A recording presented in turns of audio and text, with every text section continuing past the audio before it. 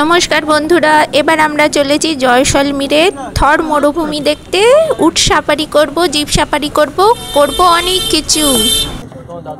সোনার কেল্লার উপর দিয়ে যাচ্ছি, আবার ডেজার্টের দিকে এবার যাব। এই যে সোনার কেল্লা, লাস্টবার দেখে নাও, যদি আবার আসো তাহলে লাস্ট নয়। চলেছি ডেজার্টের দিকে। এই দেখো, এটা আরেক সাইডে, দেখো এই সাইডে দেখিনি আমরা। সোনার কেল্লার অন্য আরেকটা সাইড। এখানে একটু জল আছে, ওই দেখো জল দেখতে পেয়েছি একটু। তো আর এখানে চারিদিকে সিনারিগুলো এত সুন্দর, রাস্তা দিয়ে যেতে যেতে বালির পাহাড় আছে। মরু অঞ্চল সেহেতু বেশ কিছু উঁচু উঁচু জায়গা আছে। আর এই পাখাগুলো তো দারুণ লাগছিল দেখতে, দূর থেকে দেখতে দেখতে যাচ্ছিলাম। আর এত টেন্ট হয়ে গেছে চারিদিকে, টেন্ট অনেক, আর হোটেল অনেক হয়ে গেছে দেখলাম। মানে প্রচুর প্রচুর হোটেল আর টেন্ট আছে চারিদিকে। তো ভীষণ ভীষণ আনন্দ হচ্ছে। প্রথমবার উট চাপবো, জানি না আমি উঠে চাপতে পারবো কি না, মানে দেখেই ভয় লাগে।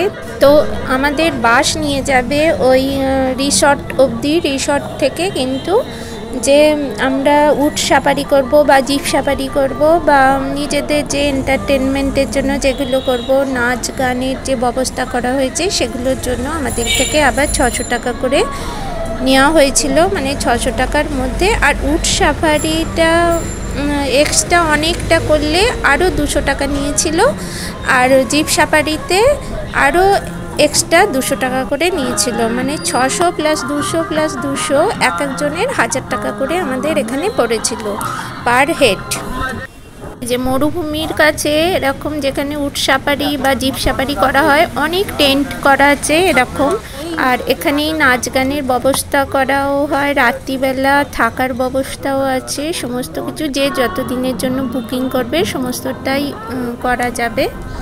এই যে আমাদের আমরা যে ফুলগুলোকে আকন্দ ফুল বলি, তো আকন্দ ফুলের জঙ্গলে টেন্টে ভর্তি, কত টেন্ট। এখানে শিব ঠাকুরের মালা রয়েছে।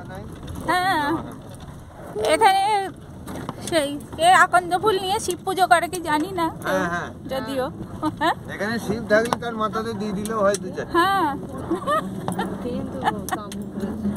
এই যে আমরা টেন্টে এসে গেছি, আর পরে আবার ফিরে আসছি এর পরবর্তী ভিডিও নিয়ে।